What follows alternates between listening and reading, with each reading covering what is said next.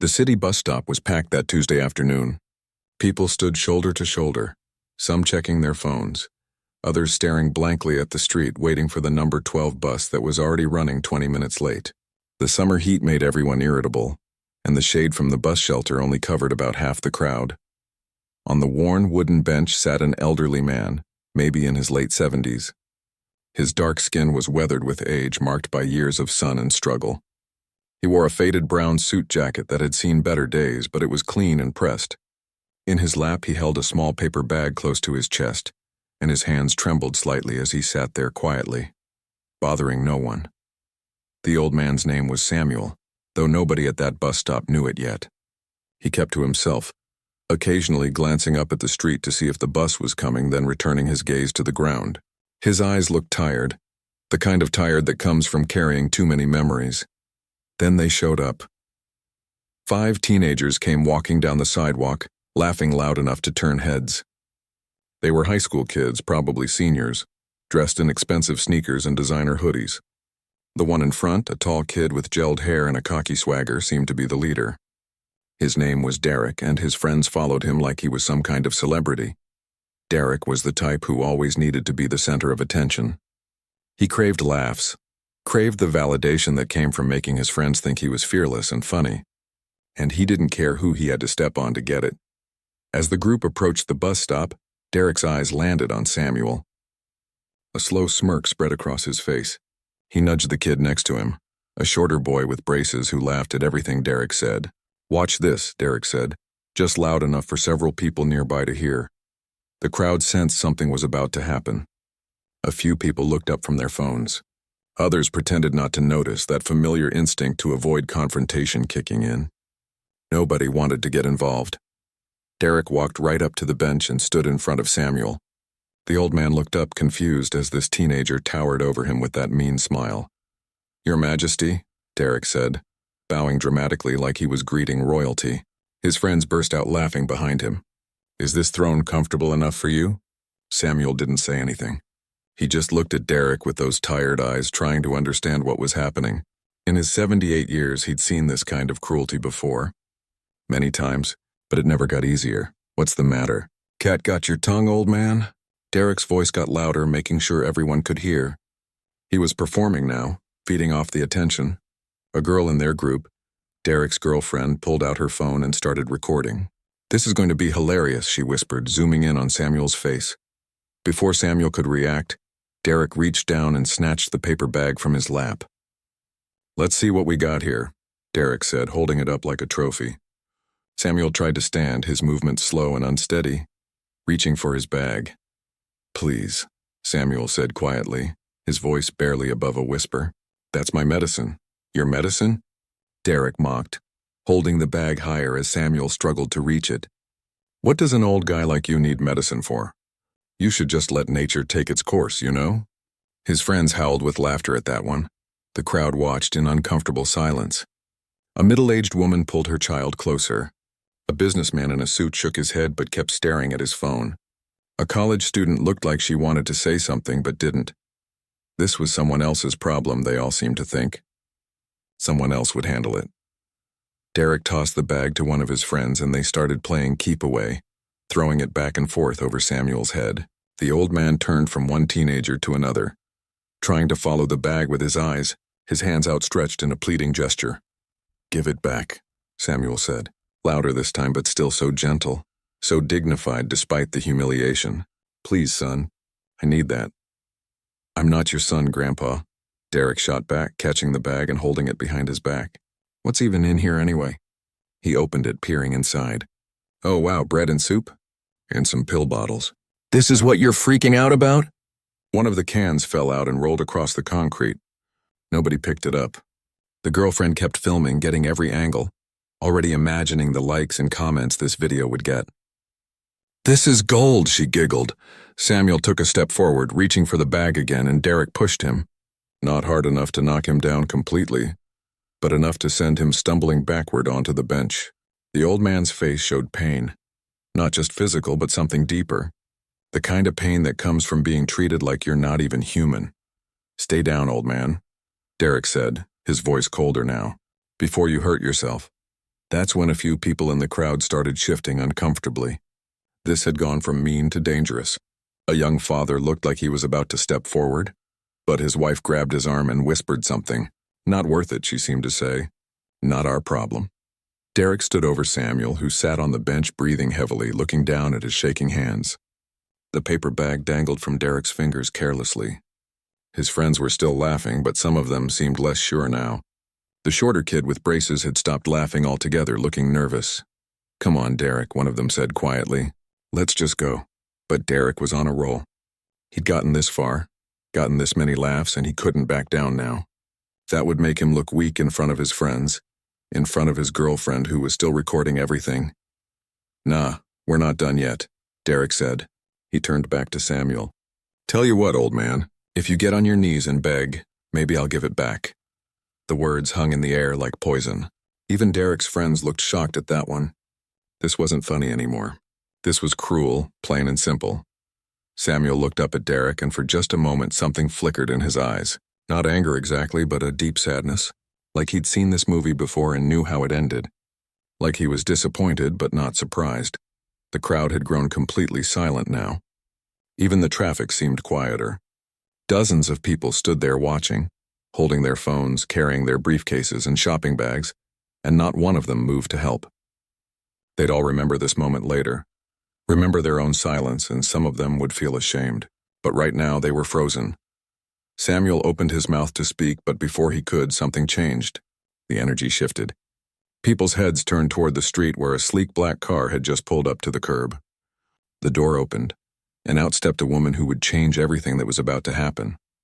She wore expensive sunglasses and a sharp business suit, and she had her phone pressed to her ear, clearly in the middle of an important call. She looked like money, like power, like someone you didn't mess with, and she was walking straight toward the bus stop, completely unaware of the scene that was unfolding just a few feet away. Derek didn't notice her at first. He was too busy enjoying his moment, too caught up in the cruelty. But Samuel saw her, and somewhere in his tired eyes, there might have been the smallest flicker of hope. The woman ended her phone call and slipped the device into her designer handbag. She took off her sunglasses, revealing sharp, intelligent eyes that seemed to take in everything at once. For a moment, she just stood there by her car, checking something on her watch. Then she heard the laughter, that cruel, mocking kind of laughter that makes your stomach turn. Her head turned toward the bus stop, and she saw it all. The elderly man on the bench looking defeated. The teenager holding a paper bag surrounded by his friends. The crowd of people doing absolutely nothing. Something in her expression changed. Her jaw tightened. Without hesitation, she started walking toward them, her heels clicking against the pavement with purpose. Each step was deliberate, confident. This was clearly someone who didn't back down from confrontation. Derek was still taunting Samuel, completely oblivious to the woman approaching from behind. "I'm waiting, old man," he said, dangling the bag just out of reach. "Get on your knees and... Excuse me." The voice cut through the air like a blade, cold, authoritative. The kind of voice that made people stop what they were doing and pay attention. Derek spun around, annoyed at being interrupted. He found himself face to face with the woman from the Mercedes. Up close, she was even more intimidating.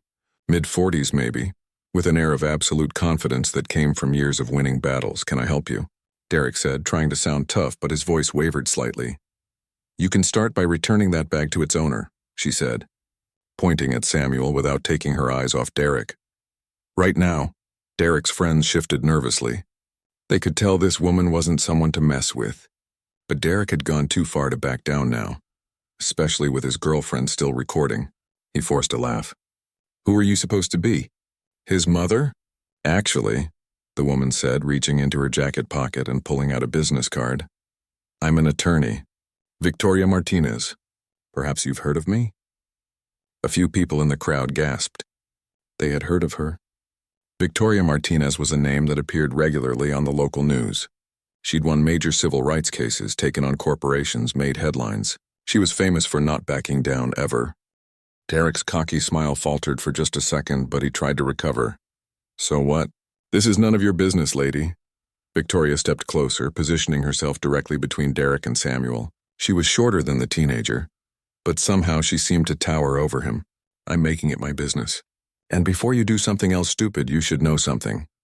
She raised her wrist, showing off what looked like an expensive smartwatch. But as Derek looked closer, he noticed a small lens. See this? It's been recording everything for the past 2 minutes. I have crystal clear footage of you stealing that bag, pushing an elderly man and verbally assaulting him. The color drained from Derek's face. His girlfriend quickly lowered her phone, suddenly realizing their video might not be the flex she thought it was. That's theft, Victoria continued, her voice calm but firm like a prosecutor laying out charges. That's also assault. And given the victim's age, that's elder abuse. In this state, those are 3 separate felonies. You're what, 17? 18? Old enough to be tried as an adult.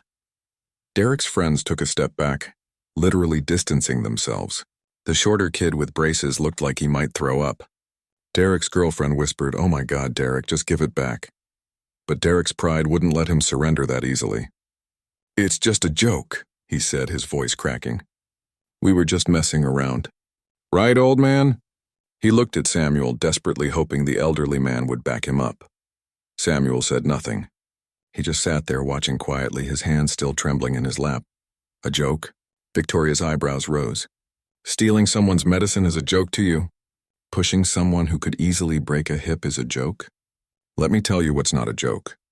A felony conviction. That's not a joke. That means no college, no decent job, no future. That's your life over because you wanted to impress your friends. The crowd had grown completely silent. Everyone was watching now, transfixed. Several people had their phones out, recording this new development. The tables had turned completely. Derek's hands were shaking now, matching Samuel's. He looked at the paper bag like it had suddenly become a live grenade. I didn't think— No, you didn't think, Victoria interrupted. That's the problem. You saw an easy target and decided to make yourself feel big by making someone else feel small. Well, congratulations. You picked the wrong day and the wrong witness. Just then, the sound of a siren cut through the tension. A police car pulled up to the curb, lights flashing. Someone in the crowd must have called the authorities. Derek's face went from pale to absolutely white. 2 officers stepped out of the cruiser. The older one, a veteran cop with gray at his temples, surveyed the scene quickly. His eyes moved from Derek to Victoria to Samuel on the bench. Then something strange happened. His expression changed completely. "Mr. Wright?" the officer said, his voice filled with disbelief. "Samuel Wright? Is that you, sir?" Samuel looked up slowly and nodded. "Hello, Officer Williams." The officer's partner, a younger woman, looked confused. "You know him, Tom." Officer Williams walked over to the bench, and to everyone's surprise, he offered his hand to Samuel with genuine respect. Samuel shook it weakly. "I didn't recognize you at first, sir." "It's been a few years." "How have you been?" "I've had better days," Samuel said quietly, gesturing at the situation around him. Officer Williams turned to Derek, and his friendly demeanor vanished. "Do you have any idea who this man is?" Derek shook his head, clutching the paper bag defensively. The officer looked at Victoria, who introduced herself. They clearly knew of each other by reputation. "Officer, I have video evidence of theft, assault, and elder abuse," Victoria said, showing her watch. "I'm happy to provide it for your report." Wait, Derek's voice cracked with panic. "I didn't know he was somebody important." If you'd known what?" Officer Williams cut him off, his voice sharp with disgust. "If you'd known he mattered, you wouldn't have done it. What about basic human decency? What about treating people with respect regardless of who they are?" The younger officer was asking the crowd if anyone else had witnessed what happened. Hands went up everywhere. Multiple people offered their phone videos. Derek's girlfriend had already deleted theirs, but it didn't matter. There was plenty of evidence. Derek's tough guy act had completely crumbled. His eyes were getting wet, his breathing quick and shallow. His friends had literally backed away several feet, making it clear they wanted nothing to do with him. He was alone now, facing the consequences of his actions. "Please," Derek said, his voice breaking. "I'm sorry. I'll give it back. I'll do whatever you want. Please don't arrest me." Victoria crossed her arms. "That's not your decision. It's his." She nodded toward Samuel. All eyes turned to the elderly man on the bench. He'd been so quiet through all of this, letting events unfold around him. Now suddenly everyone was waiting to hear what he would say. The victim had become the judge. Samuel looked at Derek for a long moment. The teenager couldn't meet his eyes, staring at the ground instead, tears now openly running down his face. Officer Williams stepped closer to Samuel. Sir, do you want to press charges? Because with Ms. Martinez's testimony and video, plus all these witnesses, we can make multiple charges stick. This kid will face serious consequences. The crowd waited. Victoria waited. Derek waited, his entire future hanging in the balance. And Samuel, who had sat through this whole ordeal with such quiet dignity, finally prepared to speak. Samuel looked at Derek for what felt like an eternity. The old man's eyes weren't angry. They weren't filled with hate or revenge. They just looked sad, deeply sad, like someone who had seen this scene play out too many times before. I don't want to press charges, Samuel said quietly. The crowd erupted in surprised murmurs. Victoria's eyes widened. Even Officer Williams looked shocked. Derek's head snapped up, hardly believing what he'd just heard. Sir, Victoria said gently, stepping closer to Samuel. With all due respect, this young man assaulted you. He stole from you. He humiliated you in front of dozens of people. You have every right to— I know my rights, Samuel interrupted, his voice still soft but firm. And I'm choosing not to press charges. Officer Williams knelt down beside the bench, speaking quietly. Mr. Wright, I understand you're a forgiving man, but this kind of behavior needs consequences. If we don't hold him accountable, he'll just do it to someone else. Samuel shook his head slowly. Maybe, but that's not why I'm not pressing charges. He looked up at Derek, who stood frozen, still holding that paper bag. Give me back my things, son. Derek practically ran forward, handing over the bag with shaking hands. Thank you, he whispered. Thank you so much. I'm so sorry. Samuel took the bag and held it close, checking inside to make sure everything was still there.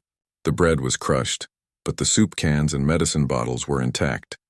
He nodded, satisfied. Do you know why I was sitting here today? Samuel asked, looking directly at Derek. The teenager shook his head, wiping tears from his face. Today is a special day for me, Samuel continued. An anniversary of sorts.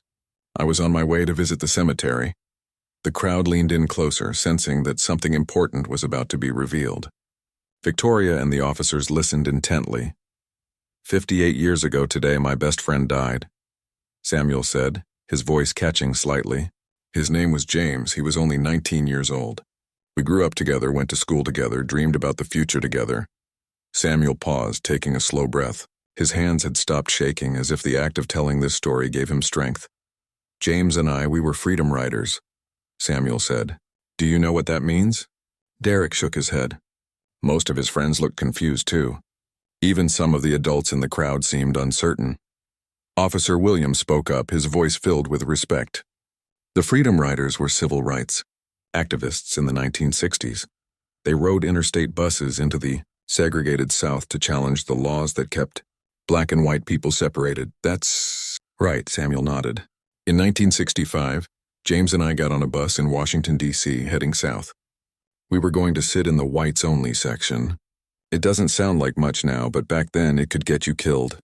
The crowd was completely silent now. Even the street noise seemed to fade away. People had stopped checking their phones, stopped looking around. Everyone was focused on Samuel's words. We made it through Virginia okay, Samuel continued. Maryland too. But when we got to Alabama, that's when it happened. His voice grew distant, like he was watching it all happen again in his mind. A mob was waiting for us at the bus station. Maybe 60, 70 people. They had bats, chains. They were screaming at us, calling us names I won't repeat. Derek's girlfriend started crying quietly. The shorter kid with braces had his hand over his mouth, eyes wide. They pulled us off that bus, Samuel said. Started beating us right there on the platform. I remember James trying to shield me, taking hits meant for me. I remember the sound of the bat hitting his head. I remember him falling. A woman in the crowd gasped. A businessman closed his eyes, unable to imagine it. I woke up 3 days later in a hospital, Samuel continued. 6 broken ribs, fractured skull, collapsed lung. But I was alive. James didn't wake up. He died right there on that bus station platform, bleeding out while people stood around and watched. Some of them were laughing. The weight of those words settled over everyone like a heavy blanket. Derek looked like he might collapse. His face had gone from white to green. Sir, Officer Williams said, his voice thick with emotion. I knew you were a freedom rider, but I never knew. I'm so sorry. Samuel waved his hand gently. It was a long time ago. But you know what? I'd do it all again. So would James. We believed in something bigger than ourselves. We believed that one day people wouldn't be judged by the color of their skin. That one day everyone would have dignity and respect. He looked at Derek again, and this time the teenager forced himself to meet the old man's eyes. "I've been spit on," Samuel said. "I've been called every ugly name you can imagine. I've had dogs set on me. I've spent nights in jail for the crime of wanting to sit at a lunch counter. I've been beaten more times than I can count. And you know what the hardest part was?" Derek shook his head, tears streaming freely now. "The people who just watched," Samuel said. "The ones who knew it was wrong but did nothing. The ones who looked away because it was easier than getting involved." Several people in the crowd shifted uncomfortably, suddenly very interested in their shoes. They knew he was talking about them too. They'd all just stood there watching until Victoria arrived. "But here's the thing," Samuel continued. "James believed something else too. He believed in redemption. He believed people could change. He believed that the next generation could be better than the last one." Victoria was wiping her eyes now, trying to maintain her professional composure but failing. Even the younger officer had tears on her cheeks. "So I'm going to give you a choice," Samuel said to Derek. "You can walk away right now. These officers will let you go. No charges, no record, nothing. You can go home and forget this ever happened." Derek looked up, hope flickering in his eyes. "Or," Samuel continued, "you can learn from this. You can do better. You can be better." "I want to learn," Derek said immediately, his voice cracking. "Please tell me what to do. I'll do anything." Samuel studied him for a moment, as if trying to determine whether the boy was sincere or just trying to avoid consequences. Finally, he nodded slowly. "I live at Oak Street, number 42, Samuel said. "You can visit me. I'll tell you about James, about the freedom rides, about what we fought for. I'll show you pictures, letters, the scars I still carry. You can learn what real courage looks like, what real sacrifice means." "I'll be there," Derek said, nodding frantically. "I promise." "When should I come?" Victoria stepped forward, pulling out another business card and a pen. She wrote something on the back and handed it to Derek. "Here's my number. You're going to call me every week and tell me about your visits with Mr. Wright. You're also going to volunteer." "Volunteer?" Derek looked confused. "There's a middle school on the east side of town," Victoria said. "You're going to spend every Saturday morning there for the next 6 months mentoring kids. Teaching them. Showing them that people can change," Officer Williams added. "And if you skip even one Saturday, if you don't show up to visit Mr. Wright, if I hear you've been involved in anything like this again, I'll personally make sure those charges get filed. Understand?" Derek nodded so hard it looked like his head might fall off. "Yes, sir. I understand. I'll do everything. I promise." Samuel slowly pushed himself up from the bench, steadier now. Victoria and Officer Williams both moved to help him, but he waved them off gently. He walked up to Derek and extended his weathered hand. Derek stared at it for a moment, unable to believe this man was offering to shake his hand after everything. Then he took it, gripping gently, afraid he might hurt the old man. "Don't let me down, son," Samuel said, "and more importantly, don't let yourself down." "I won't," Derek whispered. "I swear I won't." The video went viral within hours. Not the one Derek's girlfriend had recorded. She'd deleted that immediately, terrified of the consequences. But the other videos, the ones from the crowd, those spread like wildfire across social media. By that evening, millions of people had watched the footage of Samuel telling his story. The clip of him extending his hand to Derek had been shared hundreds of thousands of times. Comments poured in from around the world. Some praised Samuel's forgiveness. Others argued Derek deserved to be prosecuted. But everyone was talking about it. Derek sat in his bedroom that night staring at his phone, watching his life fall apart in real time. Someone had identified him. His name was out there now. His school's name.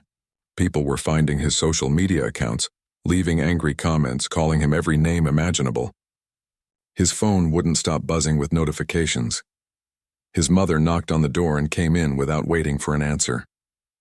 Her eyes were red from crying. "Your father and I need to talk to you," she said quietly. The conversation that followed was the hardest of Derek's life. His parents weren't yelling, which somehow made it worse. His father, a quiet man who rarely showed emotion, had tears in his eyes. His mother kept asking the same question over and over. How did we raise someone who could do something like this? Derek had no answer. He sat there and took it, feeling like he deserved every word. When his parents finally left his room, he lay awake all night, replaying everything in his head. The look on Samuel's face, the shame he felt when Victoria confronted him, the way the crowd had stared at him like he was a monster. But what haunted him most was Samuel's story about James, a 19-year-old kid, beaten to death for wanting equality. And here Derek was, with every advantage in life, using his privilege to hurt someone who had sacrificed everything for people like him. The next morning, Derek woke up to find his story on the local news. They didn't show his face since he was a minor, but they told the whole story. The reporter stood at that same bus stop describing what had happened. Then they cut to an interview with Samuel. The old man sat in his modest living room surrounded by photographs and memorabilia from the civil rights movement. He spoke calmly about the incident, about why he chose not to press charges, about his hope that Derek would learn and grow from this. "That young man made a terrible choice," Samuel said to the camera. "But one bad choice doesn't have to define someone's entire life. James used to say that the measure of a person isn't whether they fall down, it's whether they get back up. I'm giving that boy a chance to get back up." The reporter asked if Samuel was worried Derek wouldn't follow through on his promise. Samuel smiled sadly. "Of course I'm worried. But I'm also hopeful. Hope is all we have sometimes. Without it, James died for nothing." Derek watched the interview 3 times, each time feeling the weight of Samuel's faith in him. This man he'd hurt, this hero he'd humiliated, was defending him on television, giving him grace he absolutely didn't deserve. That Saturday morning, Derek stood outside the middle school Victoria had mentioned, his hands shaking. The building was old, in a neighborhood Derek had never visited before. Kids were arriving with their parents, excited about some kind of weekend program. Victoria was waiting for him at the entrance, her arms crossed. "I'm surprised," she said. "I honestly thought you wouldn't show up." "I made a promise," Derek said quietly. "A lot of people make promises," Victoria replied. "Follow me." She led him inside to a classroom where about 15 kids sat, ranging from maybe 8 to 13 years old. They looked at Derek with curious eyes. Victoria introduced him to the program coordinator, a woman named Ms. Chen who seemed skeptical of Derek's presence. "These kids come here every Saturday for help with homework, mentoring and activities," Ms. Chen explained. "Many of them don't have stable home situations. Some are struggling in school. They need positive role models, not—" She paused, looking Derek up and down. "Whatever you are." Derek felt his face burn with shame, but he nodded. "I understand. I'm here to help however I can."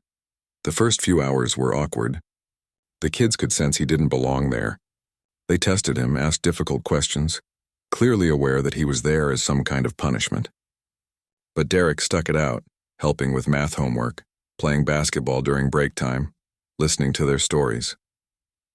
One kid, a 12-year-old boy named Kevin, was particularly suspicious. "Why are you really here?"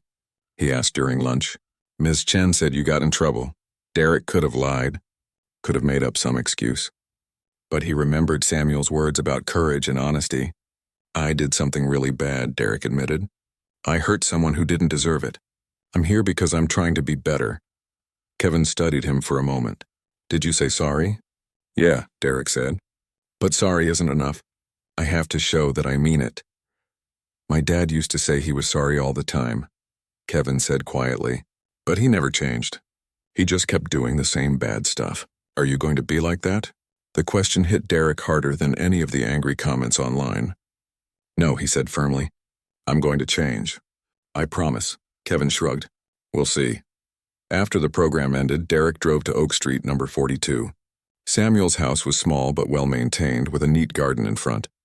Derek sat in his car for 10 minutes, working up the courage to knock on the door. Finally, he walked up the path and rang the doorbell. Samuel answered, moving slowly but steadily. He looked surprised, maybe even pleased. "You came," he said. "I said I would," Derek replied. Samuel invited him in.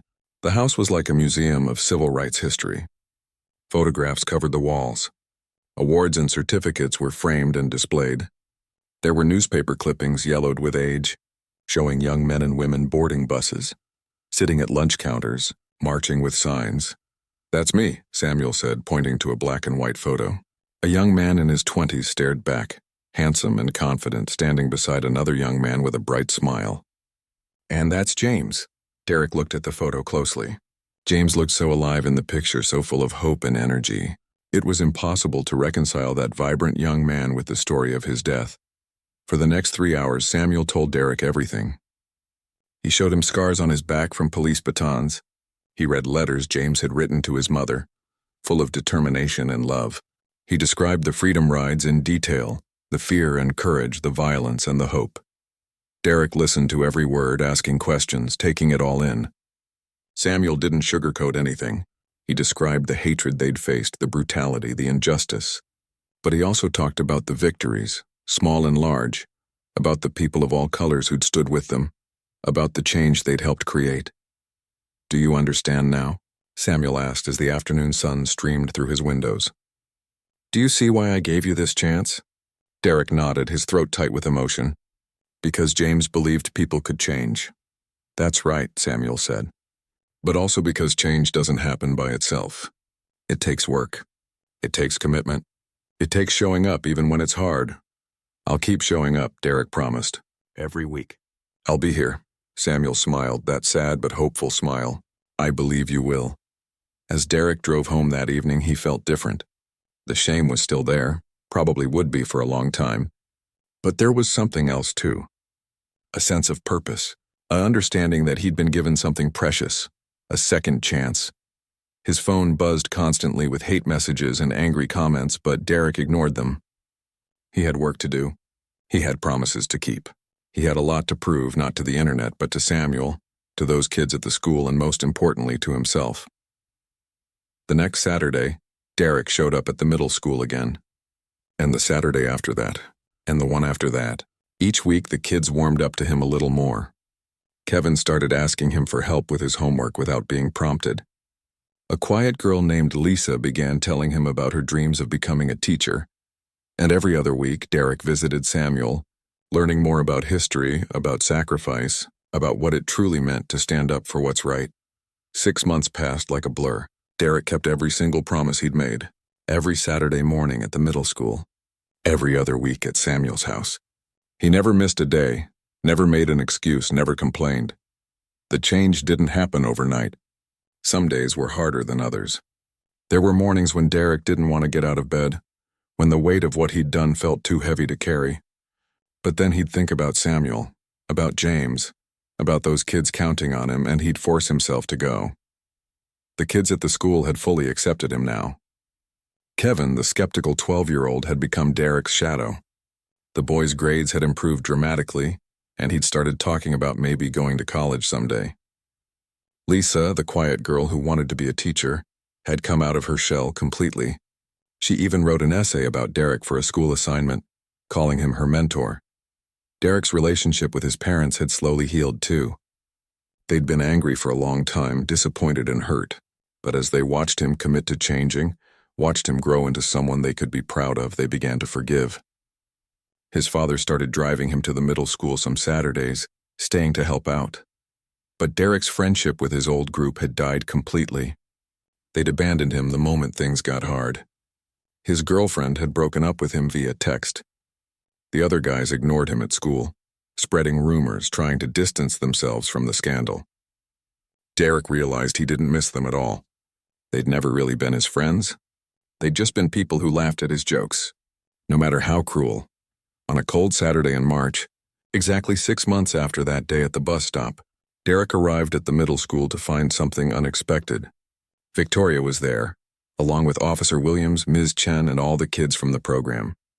They were gathered in the main hall, which had been decorated with balloons and streamers. "What's going on?" Derek asked, confused. Kevin ran up to him, grinning. "It's a surprise, come on." They led him into the auditorium, which was packed with people. Parents, teachers, community members, and sitting in the front row, Samuel. The old man smiled and waved. Ms. Chen took the microphone. 6 months ago, a young man came to us as part of a consequence for his actions. I'll be honest, I didn't think he'd last a week. I thought he'd do the minimum, check the box, and disappear. Derek felt his face flush, remembering how cold Ms. Chen had been that first day. But I was wrong, she continued. Derek didn't just show up. He showed up early. He stayed late. He learned every kid's name, their struggles, their dreams. He tutored them, played with them, listened to them. He became exactly what these kids needed, someone who genuinely cared. The audience applauded. Derek stood there overwhelmed, not knowing where to look. Victoria stepped up next. When I gave Derek my card 6 months ago, I expected to call him every week to remind him of his obligations.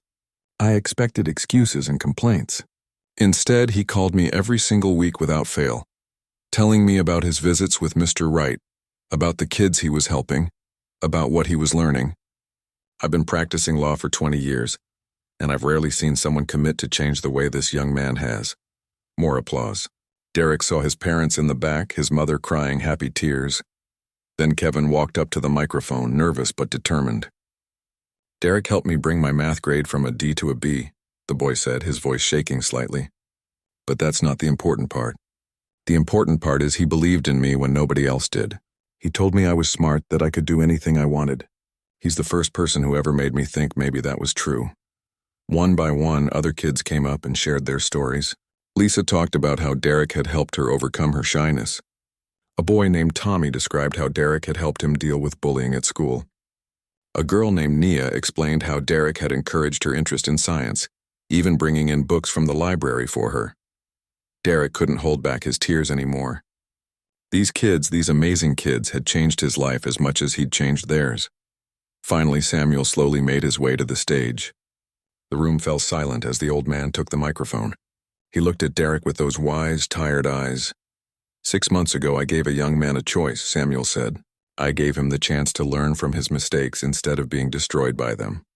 Many people disagreed with that decision. They thought he deserved punishment, not opportunity. Maybe they were right.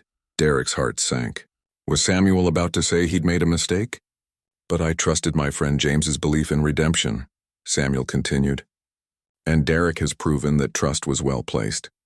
He's shown up in every way possible. He's learned. He's grown. He's become the kind of person who lifts others up instead of tearing them down. Samuel reached into his pocket and pulled out an old photograph, the same one from his living room showing him and James as young men. This is the last picture ever taken of my best friend. I've kept it for 58 years, always on my mantle, always where I can see it. James's mother gave it to me at his funeral. It's one of my most precious possessions. He walked over to Derek and held out the photograph. I want you to have it. Derek's hand shook as he took it. Sir, I can't. This is too important. Exactly why you should have it, Samuel said. James believed in the next generation. He died believing that young people like you would create a better world. You've honored his memory by becoming someone he would be proud of. Keep this picture. Remember what he stood for. Pass those lessons on to others. Derek looked down at the photograph at James's bright smile and completely broke down.